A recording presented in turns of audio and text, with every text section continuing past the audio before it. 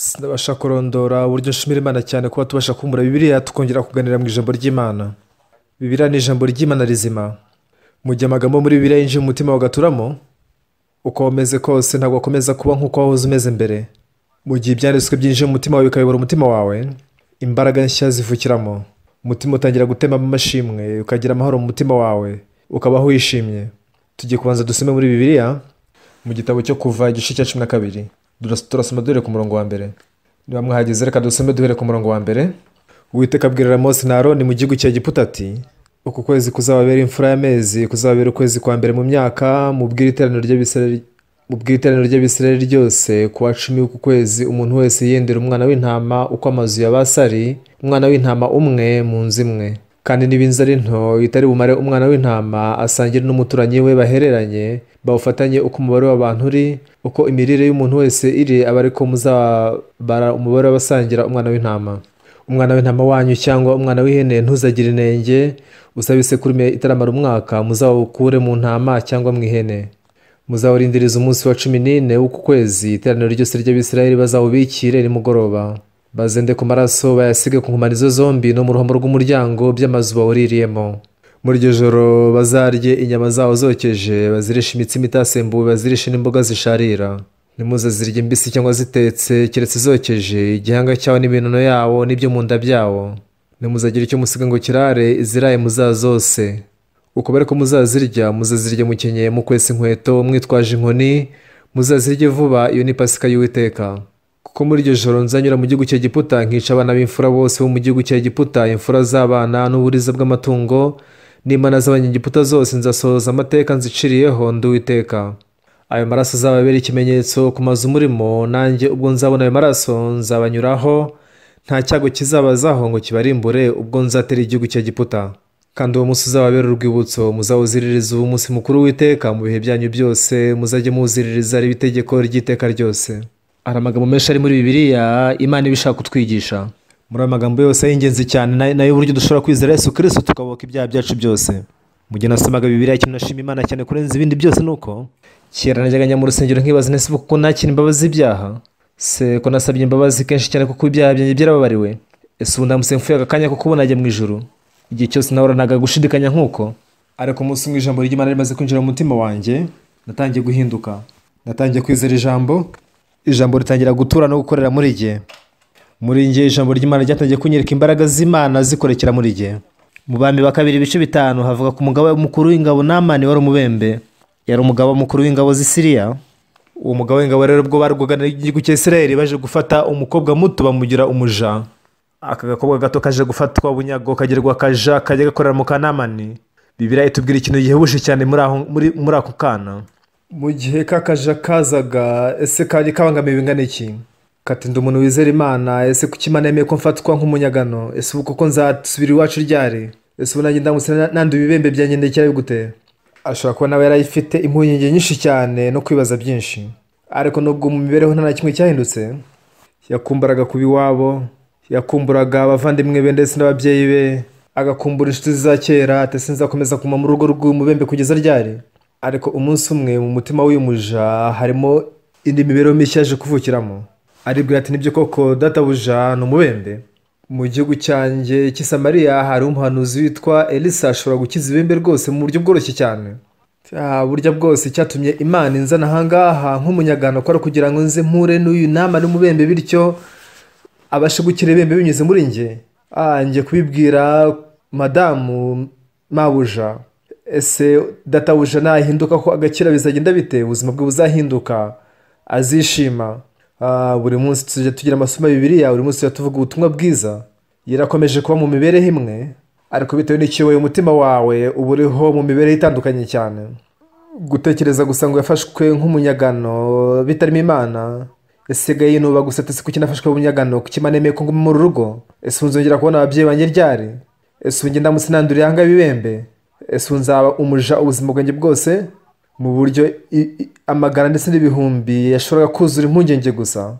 Ariko nubwo yakomeje kuba mu bihe bimwe, hari igitekerezo cyinjiye mu mutima w'imuja. Umugabo mukuru w'ingabo arwaye ibibembe, ariko umuhanuzi w'i Samariya ashoboye kubikiza ibyo. Burya nicyo cyatumye Imana yemera ko mfatwa nk'umunyagano. Umugabo w'ingabo nakira ibibembe bye, igihugu cyacu kizagirana imibanire myiza na Siriya, nta ntambara tuzongera kugira, tuzaba twishimye gusa.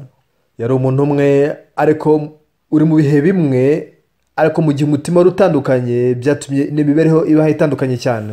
Ubwo nari nkiri muto, mu gihugu cyacu habaye intambara. Icyo gihe mama yarapfuye, ndetse nyuma gato intambara ibaye, mukuru wanjye ajya mu gisirikare. Data nawe yakoraga imirimo yo gufasha ibyo ku rugamba. Mu gihe gito cyane mama, data na mukuru wanjye bose baragiye. Mushiki wanjye mukuru afite imyaka 15, ntabwo twari tuzi uburyo twakwibeshaho. Umunsi umwe numvise amajwi adasanzwe, ntabwo yari asanzwe koko, nuko mbumbura amaso yanjye. Mushiki wanjye ntabwo yashoboraga kuririra imbere yacu, mu gihe twabaga tumaze gusinzira, ajya agasohoka akihererana akarira. Twabagaho mu bukonje, nta byo kurya twabaga dufite. Mushiki wanjye mukuru rwose niwe ntigiraga arya. Uko niko nabayeho ubwo nari nkiri muto. Najyaga mu rusengero n'umurava mwinshi cyane. Nubwo imibereho ariko yari imeze, ariko none najyaga mu rusengero. Kujya mu rusengero mbere kumva ubwa kabiri no kujya mu rusengero nyuma kumva ubwa kabiri byari byaratandukanye cyane. Ubundi najyaga njya mu rusengero ngasenga, ngasoma Bibiliya, nkitabira amateraniro ku cyumweru, ariko umutima wanjye hahoraraga mu mwijima, akababaro, ndetse nta cyizere nanifitiye. Nuko mu mwaka w'1962, kubwo gusoma amagambo muri Bibiliya, naje gutabara ko ibyaha byanjye byababariwe. Icyo gihe ubuzima bwanjye butangira guhinduka. N'ubu ngubu umurimo nkora sinibaza ko ari njye ukora. Nari umuntu wabaga wuzuye ibibazo, ariko ubwo amagambo yo muri Bibiliya yinjiraga mu mutima wanjye. Bibiliya narebagamo yari imwe n'ubundi, ariko ibyo ntangiye kwitekereza byari bitandukanye. Umugabo w'ingabo yararwaye ibibembe, kaga kuba karakaja kare muri urwo rugo, ariko mbere ko ijambo ry'Imana ryinjira mu mutima wako, na nyuma y'uko ijambo ry'Imana ryinjiyemo, kari gatandukanye cyane. Umunsi umwe wamujaje kubwira umugabo w'ingabo ati, mabuja hari ikintu ushaka kubwira. Ati se ni igiki? Ati umugabo w'ingabo hari uburwayi afite.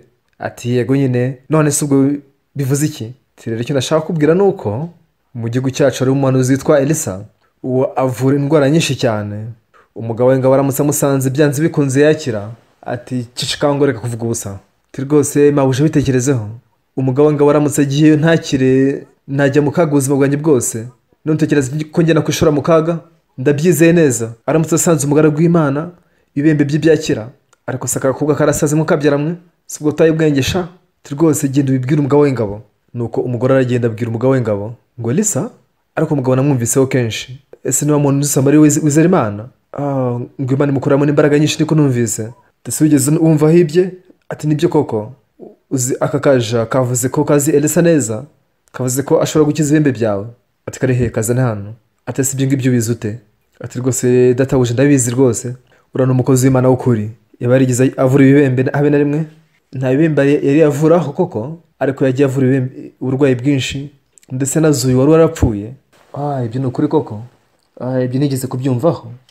Rero mugabo w'ingabo Gisamariya, ibibembe byo biraza gukira. Mu gihe mbaho ubuzima bwanjye, rwose naje gutahura ibintu byinshi cyane bihebuje. Igihe kimwe ubwo nkora imirimo yo muri IYF, hari ubwo dukorana n'ibihugu by'amahanga. Ambasaderi w'igihugu cya Paraguay yajyaga aza mu bikorwa byacu, njye nawe twaje kuba inshuti. Umunsi umwe ambasaderi yarambwiye ati Passover ndashaka kuza kugira mukuru wanjye. Ambasaderi yari muto kuri njye, yaje kwiyita Park de Sou. Naje kumbwira ati kubera ko ari muto wakombye kwita Susu kubera ko ari muto. Ntabwo yigeze yumva icyo nshaka kuvuga ko atazi ururimi rw'Igikoreya. Nuko igihe kirashira. Umunsi umwe ambasaderi yaraje arambwira ati Pastor rwose ari ikintu kinteye impungenge. Ntese ni igiki? Ati perezida w'igihugu cya Paraguay yagiye kuzana mu gihugu cya Korea, azamara hano iminsi 3. Ati bite nuko ambasaderi rero ubwo urumva ko ari ushinzwe imirimo, imyiteguro n'imirimo yose muri 3. Ati burya iyo umukuru w'igihugu asuye igihugu cya ambasaderi, iki gihe baramahirwe yarimwe mu buzima. Ko perezida ndamutse mwakiriye neza muri 3 akanyishimira, ashaka kunzamura mu ntera akangira nka minisitiri. Afite n'ubasha bwo kugira na minisitiri w'intebe. Ntibishoboka rwose. Ati rero burya perezida yasuye igihugu uri gukoramo imirimo ambasaderi, aba amahirwe rimwe mu buzima. Ndashaka kwakira neza perezida mu minsi 3 niko yavuze. Atari ko ikibazo nuko kuri ambasade ntabwo dufite amikoro ahagije. None ibyo binteye ikibazo gikomeye cyane. Nabitekerejeho ni ukuntu perezida akunda umuziki, nifuza ko namutegurira konseri. Rero mukuru wanjye rwose n'amahirwe yarimwe mu buzima, ndagusaba rwose umfashe cyane wanyoreza korali. Muri iki gitondo turimo gutegura igiterane muri gymnase yitwa Jamsil. Ndasabye rero umuyobozi wa korali ko yafata abaririmbyi bake bakajya kumukorera igitaramo cya konseri. Igihe cyose 2:20 bagomba guhagarara imbere ku ruhimbi. Nakoze imibare rero ndavuga ntacyo bitwaye ko nanjye najyayo kugeza 1:20. Nagezeyo nuko ambasaderi arayimenya, arampamagara ati Pastor ngwino muri etage ya 9. njya muri etaje ya 9 nsanga ambasaderi ariyo, perezida yari ariyo, umunyamabanga mukuru wa leta ndetse n'abandi ba minisitiri babiri, harimo abantu 5. nuko vugana nabo hagati y'minota 25 na 30. yari inshuro yanjye mbere nayo mu mukuru w'igihugu, numvaga mpinda umushyitsi, sinari nzi icyo navuga. nuko mu gitabo kibaga ryo kubabarira icyaha nk'impano, nuko ndatangiye gukomeza igiterane. hashize iminsi mike ambasaderi arampamagara ati, "Yewe pasiteri, perezida yasomye iki gitabo cyawe cyose?" ati, "Perezida yohereje ubutumira gutumira wowe pasiteri." ati, "Rero pasiteri ugomba kujya mu gihugu cya Paraguay." uko niko yari yavuze. nahise nandikira umukuru w'igihugu urwandiko, nti, "Nyakubahwa umukuru w'igihugu, ngushimiye cyane kuba untumiye. Nzaza muri Paraguay mu kwezi kwa 2 k'umwaka utaha muri camp izabera muri Paraguay. Niba ubyemeye nahura nawe icyo gihe." icyo gihe mu kwezi kwa 2 nagiye mu gihugu cya Paraguay. byari inshuro yanjye ya mbere nari ntumiwe n'umukuru w'igihugu. ibintu byose byari bitandukanye. nkimara kuva mu ndege, abashinzwe umutekano baraje baravuga ati, "Abantu mwese mwicare." nuko banyemerera gusohoka mbere na mbere. mbanza kujya kunyakirirwa mu cyumba cy'aba VIP, abantu bose banyobora, abakozi ba leta na minisitiri bazaga kumerekeza. ahantu hose hari abashinzwe umutekano imbere n'inyuma batuyobora. uko niko kuba umushyitsi w'umukuru w'igihugu. ijoro rimwe mbere ko mpura n'umukuru w'igihugu nabanje guhamagara umunyamabanga we, nuko ndamubaza ndetse nemerewe guhura n'umukuru w'igihugu igihe kingana iki. aravuga ngo ni iminota 4, ni iminota 40. ati, "Umukuru w'igihugu ashatse kuyongera nta kibazo, atari ko mu gihe atakweretse ikimenyetso ugomba gusoza mu minota 40 hanyuma mugataha." nuko ndabyemera, nta kibazo. nuko nkupa telefone, ntitugomba kumara iminota 40 n'umukuru w'igihugu. rero njye mfite uburambe ku kuvuga ibijyanye no kubabarirwa ibyaha. ndashaka kumuganira ku kuntu umuntu yakwakira imbabazi z'ibyaha akavuka ubwa kabiri. korali iramutse igiye kuririmba indirimbo 3, ibyo byatwara iminota 15 yose, no kuramukanya bigatwara iminota 5. ndababwira nti rwose mugezajya kuririmba indirimbo 3 bitwara iminota 15, wongera indi 5 yo kuramukanya bitwara iminota 20 yose, tuzadusigaranye n'iminota 25 gusa. nasize abantu bose nzi bajya bavuga cyane. icyo gihe nabwiye abantu ba korali nti, "Dore mbaye amahirwe yo guhura n'umukuru w'igihugu, rero ntimuntware igihe cyanjye, ningira amahirwe yo guhura n'umukuru w'igihugu sinzigera mbatwara." korali ni abantu banyumvira neza cyane. icyo gihe nari nanditse ibyo ndibuze kumuganirira muri minota 25 yose. nuko tugera imbere mu nzu y'umukuru w'igihugu, ibyo kujya kuramukanya bitwara iminota 5. nuko ntangira kubwiriza ijambo. namusomeye mu gitabo cy'ibyakozwe n'intumwa 3:2. haravuga ngo, "Nuko mbona Dawidi mwene Yese, umuntu umeze nk'uko umutima wanjye ushaka, kandi niwe uzasohoza ibyo nshaka byose."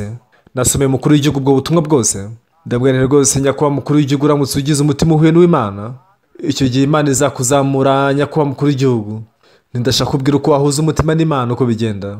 namusobanuriye neza ukuntu umuntu ashobora kwakira imbabazi z'ibyaha binyuze mu maraso ya Yesu. umukuru w'igihugu yumvise amagambo nuko yakira imbabazi z'ibyaha. mu maso yaratangiye rwose guhisha, agiye kurira. amfata ikiganza cyane rwose, ndakumva n'ikiganza. yuzuye umunezero mwinshi cyane. nanjye nashima Imana. twagize ibihe bitazibagirana. kuva icyo gihe we ndetse nanjye twabaye abantu bugufi cyane. korali iririmbye, iminota 40 irangiye turataha.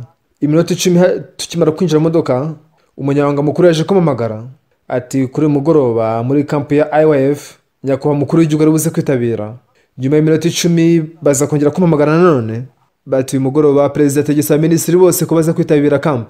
rero muri uwo mugoroba twari imyiteguro myinshi huti. abantu benshi bavuye mu biro by'umukuru w'igihugu baje kugenzura iby'umutekano n'ibindi. nicaye iruhande rw'umukuru w'igihugu twitabira iyo camp. buri mwaka mpura nawe, nkabona nawe, nkaganira nawe, kandi ubwo amaze kudusura mu gihugu cya Korea inshuro 3. ese nibwo turabashije kuba ntabasha kujya guhura n'umukuru w'igihugu? ndi umuntu ubwiriza ubutumwa bwiza. mu gihe umukuru w'igihugu nawe akeneye kumva ubutumwa bwiza, Imana ica amahirwe yo kumpuza nawe. ibi si ibintu byoroshye, ariko Imana ibikoze nta kitakoreka.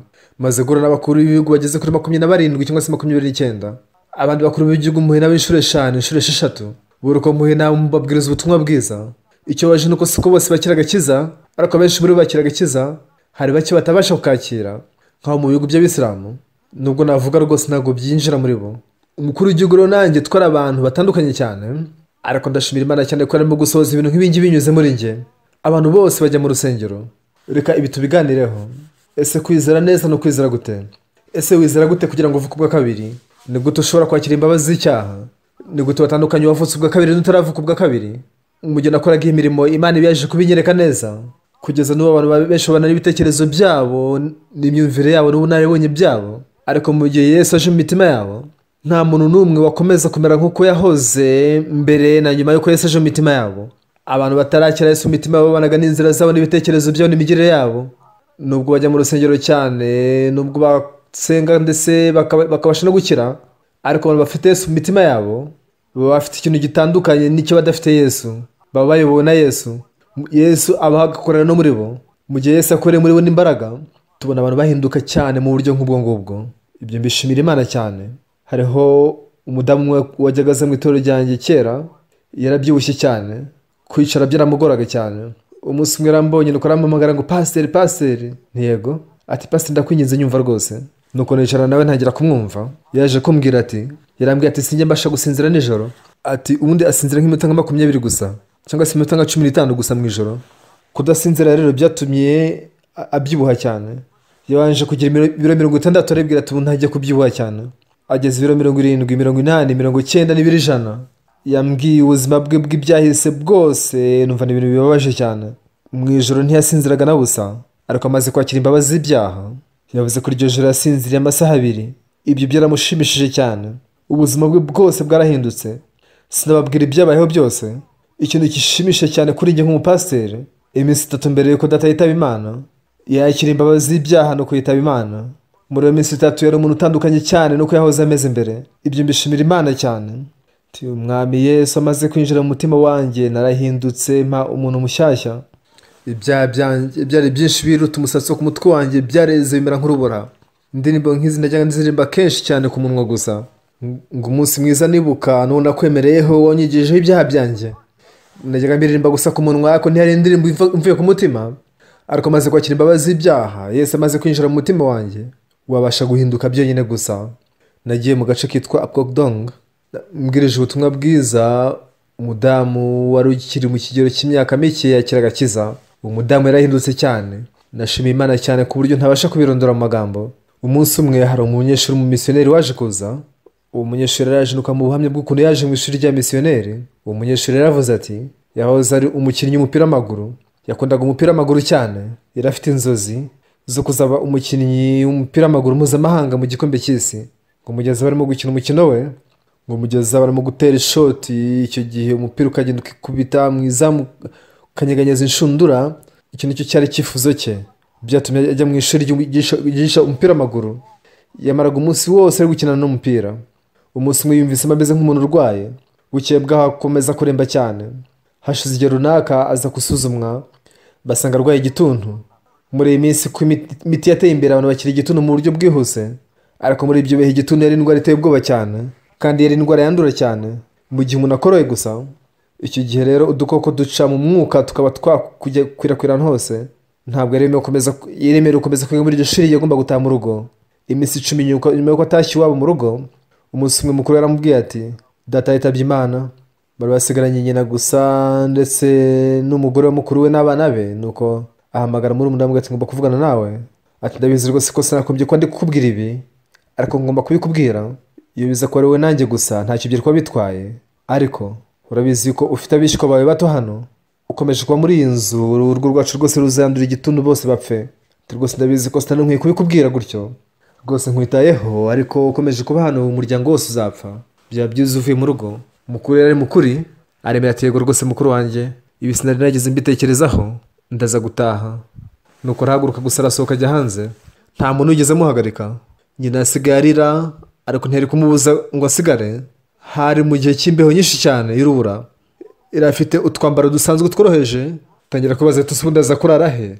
Sindaza kurya iki? Nta kintu na kimwe yari afite. Yamaze umunsi wose ashakisha kurya mane habona. Muri iryo joro hari inzu yari iri hanze y'umudugudu, nuko ayijyamo. Si inzu yabagamo abantu, cyari ikizu babikamo amasanduku gusa. By'uburayi mukingiraga umuyaga. Yakinguye urugi yinjiramo, hari hateye ubwoba, ariko umunsi nta kintu yari yariye. Yahise yirambika hasi gusa. Nuko ibitekerezo byinshi biza mu mutima we. Ati ubu igihe cy'imbeho kirageze, nzicwa n'imbeho, sinzabigenza nte? Nuko ahita asinzira atwarwa n'ibitotsi. Akangutse mu cyakare ajya ku kagezi ukaraba mu maso. Nuko umuntu aramuhamagara ati hijin. Yari umudamu umuturanyi. Ati ese ushaka kujyana nanjye? Ese ugiye he? Ati tugiye ku itorero. Ati ntacyo kazi tujyane. Yakurikiye umudamu bajyana ku itorero. Yaje ku itorero, ariko asanga amateraniro bakoreye hano mu rugo hari abantu 10 bonyine gusa. Abona umudamu ukiri muto abumbuye Bibiliya arimo kubwiriza. icyo gihe nta kintu yumvaga rwose, ariyicariye gusa yegamye ku rukuta. Ijoro ryari ryakeye yarishwe n'imbeho, ariko ubu ngubu yarasusurutse, noneho ako kanya ibitotsi byose bimutwara. Ni ukwegamira urukuta arisinzirira gusa. Ntabwo yamenye igihe yamaze asinziriye. Yarasinziriye, nuko umuntu araza aramukangura ati amateraniro yarangiye. Abantu bose batashye baramukangura, amubwira ati naze basangire ifunguro rya saa sita. Atangira kwibaza ati ese ngo nemere mbirye koko, cyangwa se mbabwize ukuri ko ndwaye igituntu? Ariko nimbibabwira ntabwo banyemerera kurya. Umunsi yari isorori y'umuceri yose, ashimira Imana cyane. Icyo gihe wa mudamu wabwirizaga yamuzaniye Bibiliya. Kuri icyo gicamunsi arimo kumubwira uburyo ibyaha bye byababarirwa binyuze amaraso ya Yesu.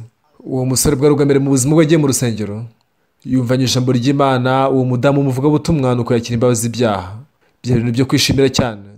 N'ifunguro rya nimugoroba yari rihariye, bagira iteraniro ry'umugoroba, nuko birangira arataha. Wa mudamu umusanze iwe, ajya muri ya nzu ibikwamo amasanduku. Yatekereje wa munsi uburyo yarashimaga.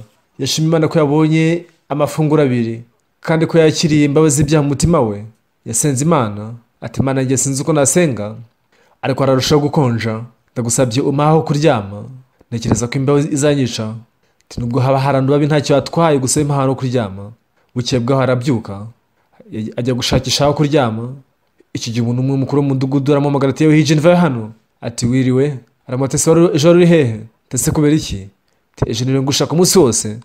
Undi ati ese kubera iki? Ati ikintu nashaka kukubwira. Ese ni igiki? Ejo nagiye ku rusengero. Ese wizera Yesu?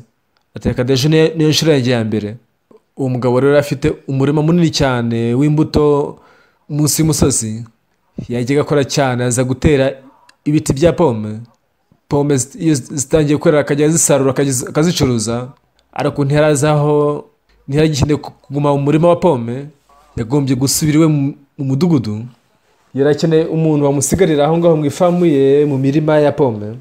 Yumvise ko Hijini yarwaye igituntu akirukanwa iwabo mu rugo. Arambwira ati ese wazajya ukaryamayo, ni ahantu heza, hari amashami menshi cyane ya pome, ushobora kuyavuna ukayakongeza ukayacana ugasusuruka. Ubwo yajyagayo hari icyumba, nuko arakingura, nuko ashyushya cya cyumba, nuko akongeza inkwi za bya biti by'amashami ya pome, nuko cya cyumba aragisukura kirasusuruka cyane. Nuko atangira kwibaza kuko n'Imana yatangiye gusubiza amasengesho yanjye, gusa uko byagenda kose nasenze. None buke bwahise impa n'inzu yo kubamo. Mu gihe umwe neza abaga aho hantu, rimwe na rimwe Imana yajyaga imuha n'ibyo kurya. Nuko umwaka urashira, haza ikindi gihe, nuko arasohoka. Icyo gihe uburwayi bwe bwose bwari bwarakize. Rero byatumye aza mu ishuri rya misiyoneri. Kuri ubu ni umupasiteri utangaje cyane, ubwiriza ubutumwa bwiza. Iyo duhuye na Yesu tukakira imbabazi z'ibyaha, Yesu natwe duhinduka umwe. Ubwo icyo gihe Yesu atangira kugenzura ibintu byose mu buzima bwacu. Nicyo kimwe uko ni ukuri ku byo dukora byose. Mu byumweru bike bishize banteye urukingo rwa korona. Kubera ko nkeneye gukora ingendo mu mahanga, nahuye n'abayobozi b'u karere, ndababwira nti nkeneye gutembera mu mahanga, rero nkeneye guterwa urukingo mbere ho gato. Baravuga bati hoya, nta kindi nongeyeho, byabaye ngombwa ko nitahira. Ariko abakozi b'Imana turi kumwe mu itorero yaragiye abisaba. Ati ese ninde gukuriye? Ati ni ibiro bimwe ku biro by'intara. Nuko tujya ku biro by'intara. Icyo twakoze, mu bihe byashize perezida w'igihugu cya Colombia yanyohereje ubutumire kugira ngo antumire. Uwo muntu yaragiye avuga ati pasiteri wacu agomba kujya mu gihugu cya Colombia, afite ubutumire bw'umukuru w'igihugu, mwamwemerera agaterwa urukingo? Bati rwose. Ati ako kanya rwose. Nagiye kuwa kane rero bantera urukingo rwa mbere, nibantera urukingo rwa kabiri nzabasha gutembera. Nyuma y'iminsi mikeya, Imana nirimo gusohoza ibi bintu, ni ibintu bihebuje cyane. Umurimo turimo gukora nturi gukorwa n'umwana w'umuntu. Umwuka wera w'Imana nurimo kugenzura ubuzima bwanjye bwose. Umuntu wese uje mu itorero ryacu akavuka ubwa kabiri, ni koko haba hari itandukaniro hagati y'abantu, ariko nta n'umwe utabasha guhinduka. Ndishimye, ndanezerewe, nuzuye umunezero. Muzi impamvu ari uko bimeze? Abapasiteri bagera ku 6,200 bamaze kwifatanya natwe. Mwumvise ubuhamya muri iri joro, sibyo? Abenshi muri bahuye n'itorero ryacu bumva ubutumwa bwiza, bakira imbabazi by'abavuka ubwa kabiri. Hari abandi bataravuka ubwa kabiri bavuga bakitwara nk'abavutse ubwa kabiri. Ushobora guhita ubimenya ako kanya.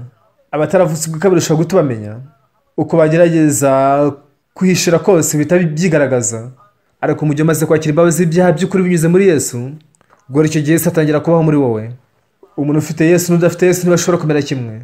Umuntu ufite Yesu mu mutima we, uwo nguwo areka ibitekerezo bye. Icyo avuga mu gihe ari gusoma Bibiliya, ushobora kubona itandukaniro mbere yo gusoma Bibiliya byose nari mbizi, ariko maze gusoma Bibiliya nyuma yo kumva ubwa kabiri ushobora kubona umutima w'Imana muri Bibiliya. Umwami Yesu amaze kuza mu mutima wanjye narahindutse mba umuntu mushya. Ibyo ntabwo bibara mu mafaranga. Ati niba ubibasha nubwo wakoresha ibihumbi byinshi by'amadolari ntabwo ari kubasha kugura agakiza. Binyuze muri Bibiliya mbona neza uburyo Imana ibitubwira kwakira imbabazi z'ibyaha. Uko dushaka kubitekerezaho dushaka gushimira Imana cyane. Nari umuntu wahoranaga ibibazo byinshi cyane. Gukora imirimo y'ubutumwa bwiza n'ikintu ntashoboraga no kurota, ariko nibihebuje cyane kubona uburyo Imana iri kumwe nanjye kandi nkoreramo. Iyo mbona uburyo abantu bakira imbabazi z'ibyaha bagahinduka mbishimira Imana cyane. Uyu munsi twasomye mu Kuva igice cya 12. Kuva igice cya 12 ni igice kivuga kuri Pasika. Abisirayeli babaye muri Egiputa igihe cy'imyaka 430 kugira ngo basohokemo bavemo. Imana yatumye Mose kubakurayo, ariko Farawo umwami w'Egiputa ntiyashatse kubarekura, yashatse kubagumana nk'abacakarabe, ariko Imana yashatse kubabohora. Imana rero yaje gukora, iravuga ngo rekura ubwoko bwanjye bugende.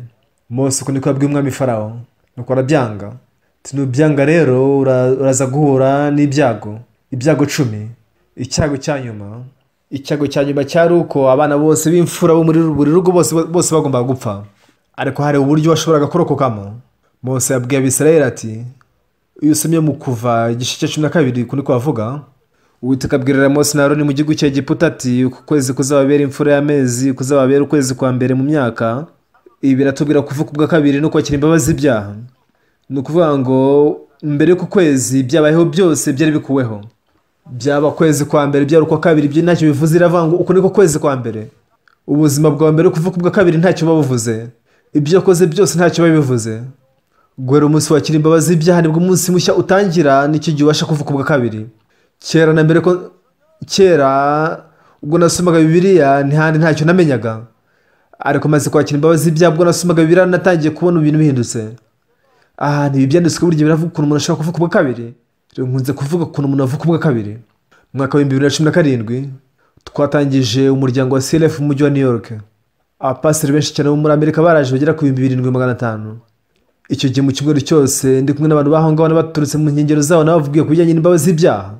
Abapasiteri baho ngaho baranyakuri bari inyangamugayo. Baraje baratubwira ati ese dushobora gutumira abapasiteri banyu mu itorero ryacu? Nta kibazo.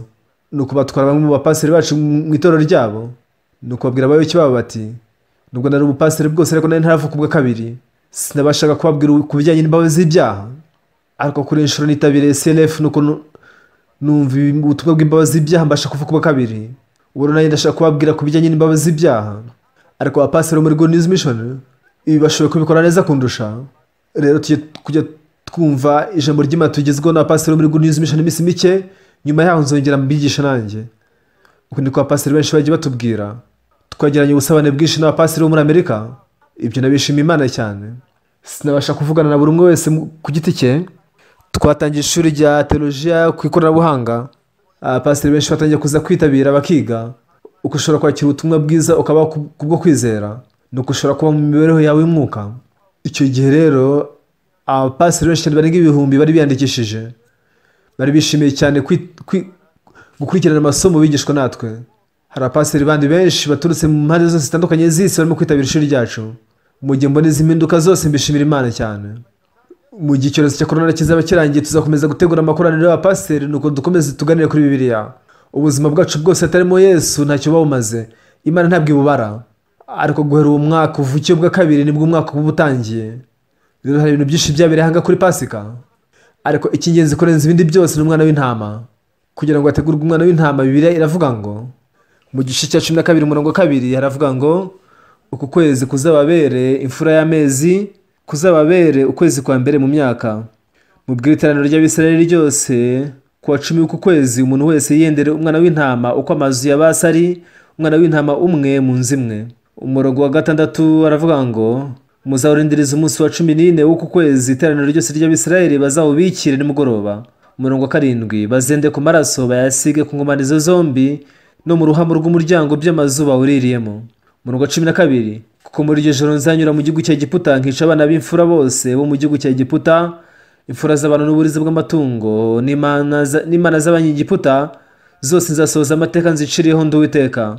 Umurongo wa 13 aya maraso azababera ikimenyetso ku mazu murimo, nanjye ubwo nzabona aya maraso nzabanyuraho nta cyago kizababaho ngo kibarimbure ubwo nzatera igihugu cya Egiputa.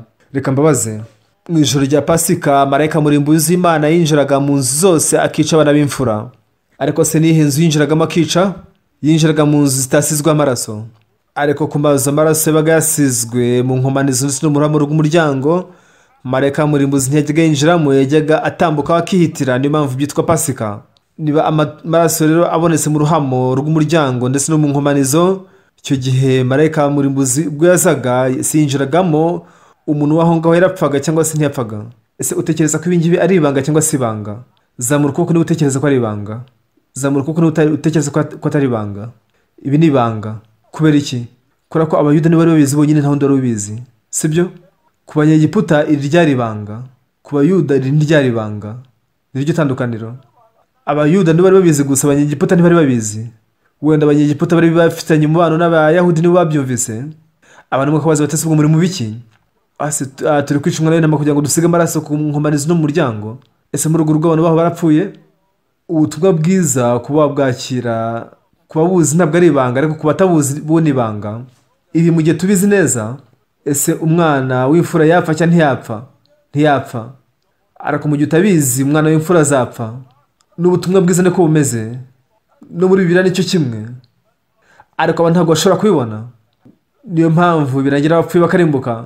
Ariko amaso yawe yahumutse ukabasha kubona ibyo, umuntu nk'uwo azabasha kurokoka. Ubutumwa bwiza no kubumera. Hano rero icyo bivuga nuko ngo wa mwana w'intama uzawubike kugeza ku munsi wa 14 w'uko kwezi. Nuko ku mugoroba w'umunsi wa 14 w'uko kwezi bagomba kwica umwana w'intama, bakamurya. Waba warigeze kurya inyama z'intama? Nta nyama z'intama ziba muri Koreya keretse gake cyane. Iyo ngiye hanze mu mahanga kenshi kunze kurya inyama y'intama. Mu gihugu cya Kazakhstan bagira inyama y'intama ndende yitwa kebab, ireshya kiba ari nziza cyane. Mu gihugu cya Koreya turayitse tugapfa kurya gusa, ariko iyo ngiyo iraryoha cyane. Inyama y'intama iraryoha cyane. Mu gihe wayokeje biryoshye cyane. Hano biravuga ko ugomba kuyotsa nuko ukayirya. Wica intama, nuko ugakusanya amaraso ukayasiga mu nkomanizo no mu ruhamo rw'umuryango. Ese muzi inkomanizo izo arizo? Urugi ruba rufite ishusho ya rectangle, rero ibyo hasi byitwa inkomanizo, ndetse akaba no mu ruhamo. Baravuga ni ku nkomanizo no mu ruhamo. Rero bavuga ngo ni ku nkomanizo no mu ruhamo. Aho rero ku nkomanizo no ku ruhamo wagomba gusiga amaraso. Ibyo byari ibanga. Akitegereza amaraso yagezeho. Mu gihe marayika murimbuzi yacaga kuri iyo nzu akayitambukaho, kuki byiswe Pasika? Bivuze ngo arayitambukaho. Ni mpamvu mu Cyongereza byiswe Passover, bisobanuye gutambukaho. Bivuze gucaho, gutambukaho. Bivuze ko yarebaga iki kugira ngo atambuka acaho? Yabonaga amaraso agatambuka agacaho. Mu gihe hari amaraso ku nkomanizo no mu ruhamo, marayika ajya avuga ati abandi marayika bageze hano. Yaje yitwaje inkota, ariko mu gihe nta maraso abonye ku nkomanizo no mu ruhamo rw'umuryango, marayika yinjiragamo nuko agacumita ya nkota umwana w'imfura. Mu gihe ari mu nzira ataha, amaraso akameneka handi kuri uwo muryango. Ariko nubwo marayika murimbuzi bagataragera kuri iyo nzu, mu gihe asangaga amaraso, icyo gihe avugaga ati abandi bamaze kugera hano. Iryo ryari ibanga, ryarizwe n'abayahudi gusa, abandi bantu bari barizi. Abantu bose bajya bavuga ko Yesu yapfiriye ku musaraba, bakavuga ngo ibyaha byanjye byarababariwe. Gusa ikintu gitangaje nuko hari ibintu bibiri. Ngo nubwo Yesu yapfiriye ibyaha byanjye, hari abantu bakivuga ko bakira abanyabyaha. Ngo Yesu yapfiriye ibyaha byanjye, ariko nta n'umwe muri bo uvuga ngo ni umukiranutsi. Aho niho habera itandukaniro. Ni mpamvu bo natwe bitandukanye. Yesu yapfiriye ibyaha byawe, ariko uvuze ko ukiri umunyacyaha, wumvikanisha ko Yesu yananiwe kweza ibyaha byawe. Niba yarapfiriye kubara ibyaha byawe, ariko ibyaha byawe bikaba byaragumyeho, bivuze ko ubwo yatsinzwe. Abataravuga ubwa kabiri bavuga ko Yesu yapfiriye ibyaha byabo, ariko kubakira abanyabyaha. Uko niko bakunze kuvuga. Baririmba no mu ndirimbo ngo nacungujwe n'amaraso y'umwana w'intama. Ubundi bagahindukira bati wowe mwami wabarira umunyacyaha mubi cyane. Abantu benshi nubwo bajya mu rusengero ariko ntibabazi ibyo bakora, bakajya bakaririmba bati umunsi mwiza nibuka nubona kwemereyeho. Baririmba bavuga ngo ibyaha byanjye byarogejwe, nuko bakongera bagasenga bati wowe mwami ndakwinginze babarira umunyacyaha nk'uyu. Ese siko bigenda koko? Ibyo nta shingiro bifite. Gishimwe nateguriye igiterane muri Degu. Umunyamakuru wa muri Degu yaje kundeba ati se tushaka kuganira. Ndamubwira nta kibazo. Nuko umunyamakuru arambaza ati Pastor ni gute urusengero rwawe rutandukanye n'izindi? Ese ni gute nari kumusubizanya igisubizo kigufi cyane mu buryo nk'ubwo? Nuko aranyinginga ati ndakwinginze mbwira rwose. nuko ndamubaza ese ujya gusenga? Ati reka ndasinya njyayo. Ntese wowe urigeze umva ko Yesu yambwe ku musaraba? Ati yego rwose birumvikana. Ati yarapfuye apfira ibyaha byacu. Nawe urabizi koko? None ubwo uzitandukana hagati y'itorero ryacu n'andi matorero yandi? Bo bavuga ko kuva Yesu yarapfira ibyaha byacu, twe tuvuga ko ibyaha byacu byose byababariwe. Ariko mu zindi nsengero bavuga ko nubwo Yesu yapfira ibyaha byacu, ariko bavuga ko bakiri abanyabyaha, ko bagomba guhora basaba imbabazi ibyaha byabo. Niryo niryo tandukaniro. Nuko arambaza ati ese koko babigenza batyo? Ndamubwira ntuzagende ubabaze. Ese koko uravugisha ukuri ngo basaba ngo ibyaha byabo bibabarirwe kandi ngo barakira imbabazi ibyaha? Ntuzagende ubabaze. Ibyo nibyo bizera. Uwo munyamakuru ntiyari yarigeze ajya mu rusengero habe na rimwe, yumvise gusa ngo Yesu yapfira ibyaha byawe. Niba arapfira ibyaha byawe bivuze ko bigomba kuba byarababariwe. Abantu bajya mu rusengero by'ukuri bavuga ko Yesu yapfira ibyaha byabo, bati yapfira ibyaha byanjye, ariko bakabirengaho bakavuga ko ari abanyabyaha. Uzagenda ubabaze. Nuko sinzi baragiye akababaza. Igihe kimwe banyanditse mu binyamakuru, yari paji yose ku ipaji yagenewe iby'amadini, banditse inkuru ndende ivugaho. Nuko abanyamakuru aza kumamagara ati pasiteri rwose pasiteri arashobora kukugisha impaka arabasha gukora uyu munsi. Ndi umunyamakuru, naha interview Pastor Park, nanditse ibyo yavuze. Ati nk'umunyamakuru ni ngomba kwandika. Atari ko baravuga bati turabanyabyaha niko twangara kuvuga ko turabakiranutsi. Nta kindi biziho rwose. Ibi nabivuze ubwo nahuraga na perezida wa Paraguay. Perezida ramwe ngo ndi umunyacyaha. Ndamubaza nese abwira iki kuri umunyacyaha? Arambwira ngo nakoze ibyaha byinshi bityo ndi umunyacyaha. Ndireka ndamukuru igihugu uko bimeze. Nuko aratangara cyane. Mbumbura Bibiliya imbere ye nsoma mu Baroma 3:23, kuko bose bakoze ibyaha ntibashyikira ubwiza bw'Imana. Ni ukuri kuko wahoze uri umunyacyaha wakoze ibyaha kandi ntibashyikira ubwiza bw'Imana. Ariko mu murongo 24 haranditswe ngo ariko batsindishirizwa n'ubuntu bwayo bibahereye ubusa kubwo gucungurwa kubonerwa muri Yesu Kristo. Imana yatubwira ngo waratsindishirijwe. Imana niyo mucamanza. Mu Baroma 4:25 haravuga ngo Yesu watangiye ibicumuro byacu akazurirwa kugira ngo dutsindishirizwe. Nanjye simbizi, gusa ikintu nzi nuko nizera Yesu, kandi niba Yesu avuga ngo waratsindishirijwe ubwo nyine waratsindishirijwe, niba Imana ivuze ko watsindishirijwe ubwo nyine waratsindishirijwe. Ariko abantu benshi kwizera Bibiliya bizera ibitekerezo byabo. Ikintu gitangaje nuko mu Baroma 3:23 avuga ko uri umunyacyaha, kubera ko aravuga ngo bose bakoze ibyaha ntibashyikira ubwiza bw'Imana. Mu murongo 23 twakoze ibyaha ntitwashyikira ubwiza bw'Imana, ariko mu murongo 24 uratandukanye. Twakoze ibyaha ariko hariho Yesu. Yesu yadukijije ibyaha byacu, yaraducunguye. Kubwo impamvu rero Imana yaradutsindishirije kubw'ubuntu bwayo biduhereye ubusa. Nacyo cyatumye Imana ivuga ngo abatsindishirizwa. Njye ndi umunyacyaha, nakoze ibyaha byinshi, byaba kubeshya, kwiba, ni byinshi cyane sinabibara. Ariko Imana irambwira ngo waratsindishirijwe. Rero ubwo nanjye naratsindishirijwe. Imana ari umucamanza, nibikubwiye ngo waratsindishirijwe ubwo waratsindishirijwe. Imana umukiza nibikubwiye ko wejejwe ubwo nyine warejejwe. Imana ikubwiye ko waruhagiwe ubwo nyine waruhagiwe. Nizera iby'ijambo ry'Imana, icyo abantu bavuga cyose ko cyaba kimeze. Niba Imana ivuga ko natsindishirijwe, ubwo ni ukuri koko natsindishirijwe.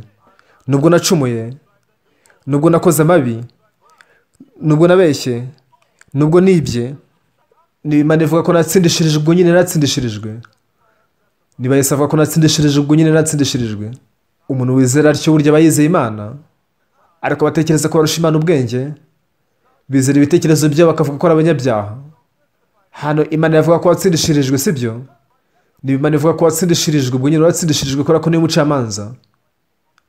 Muzi impamvu uyu munsi abantu banyita umuyobe? Ngo ndi kuvuga ngo naratsindishirijwe, ngo narababariwe. Nagiye mu gihugu cya Republique Dominicaine, harakoraniye abapasiteri benshi, ibintu byinshi bisekeje bijye bibaho. Nuko mpagarara imbere ku ruhimbi, ndababwira ninjye ndi umukiranutsi, naratsindishirijwe.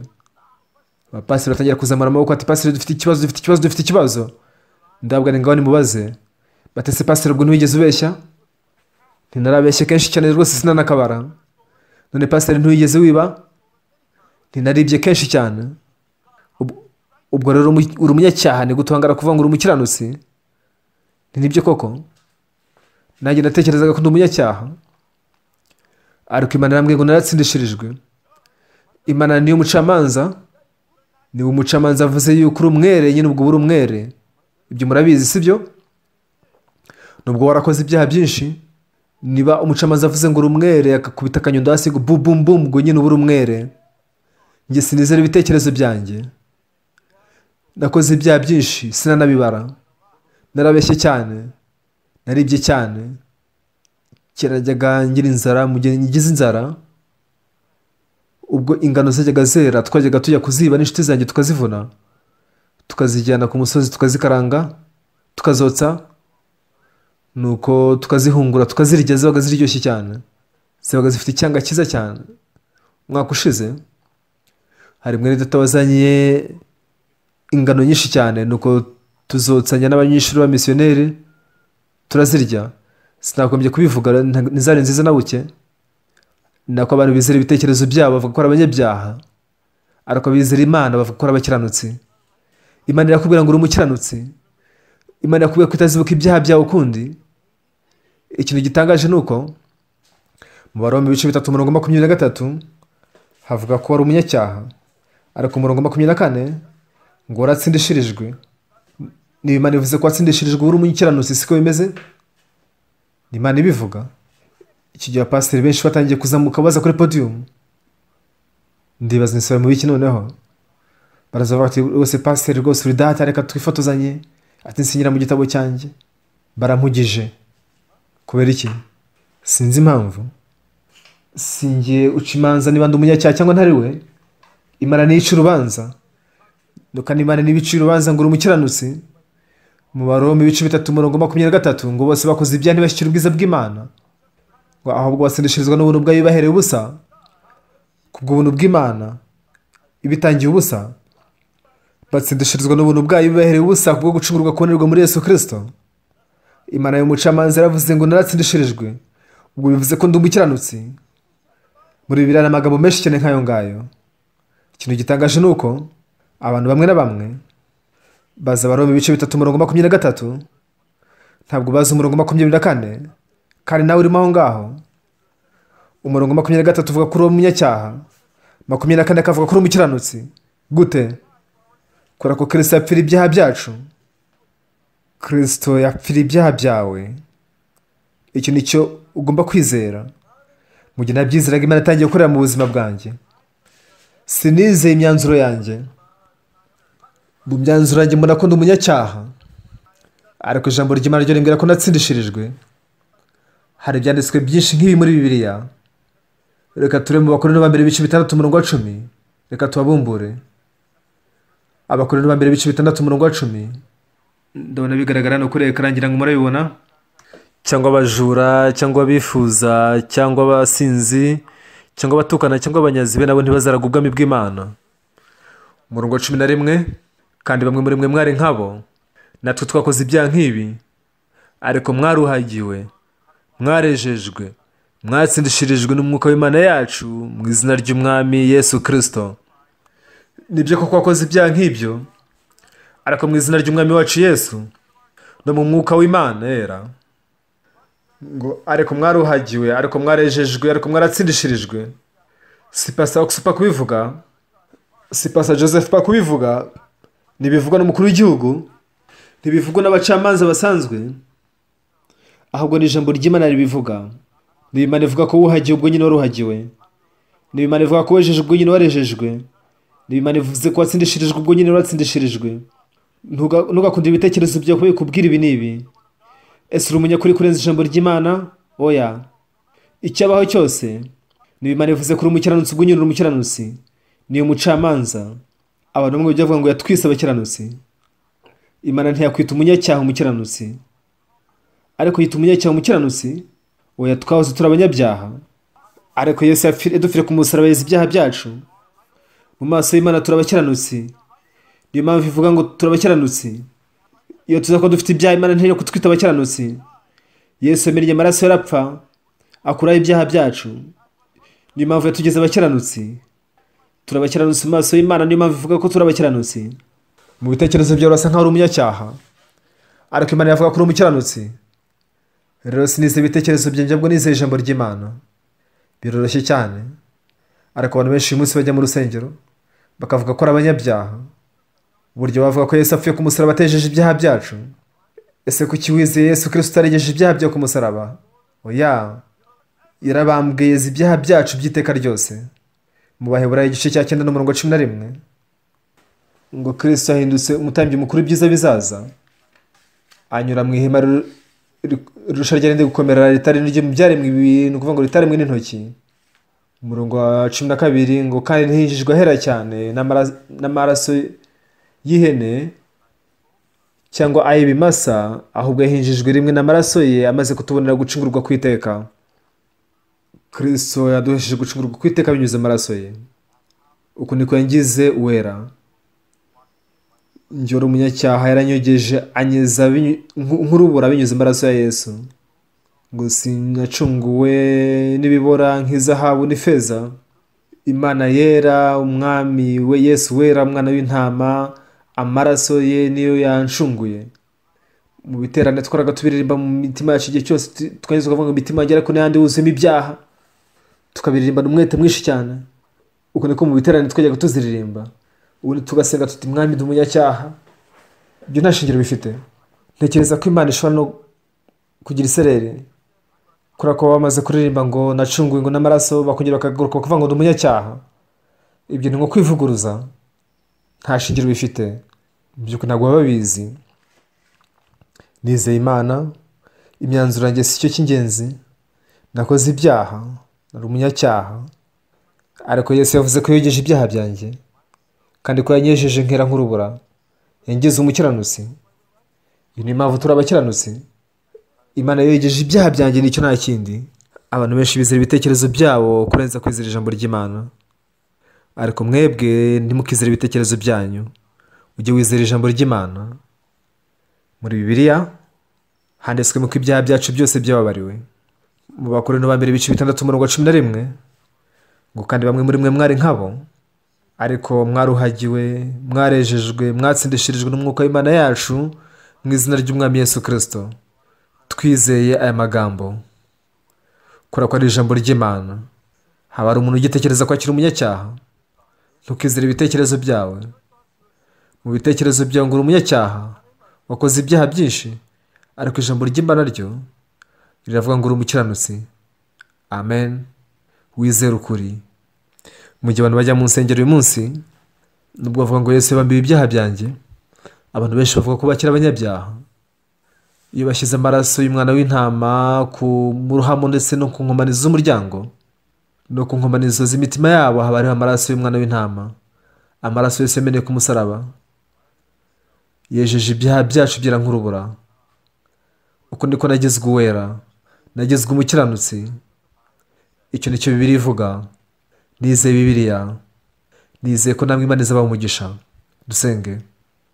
Mana Data yera, turagushimye. Binyuze mu cyaha twagomba kurimbuka by'iteka, ariko Yesu yaraje yikorera ibyaha byacu byose nuko arabambwa, adukiza ibyaha byacu byose. Turabigushimye. Uwo musaraba watugize abera, twera kurenza urubura. Mu isezerano rya kera ubwo umunyacyaha yakoraga icyaha, ibyaha bye byababarwaga binyuze mu gitambo cy'icyaha. Uko ndako binyuze mu rupfu rwa Yesu ibyaha byacu byose byababariwe. Yatugize abera, yatugize abakiranutsi. Twiringiye kwimigisha abana n'imitima abantu bose. Wemere kwizera ijambo ryawe, bakira imbabazi z'ibyaha. Turagushimye. Dusenze twizeye mu izina rya Yesu. Amen. Murakoze cyane.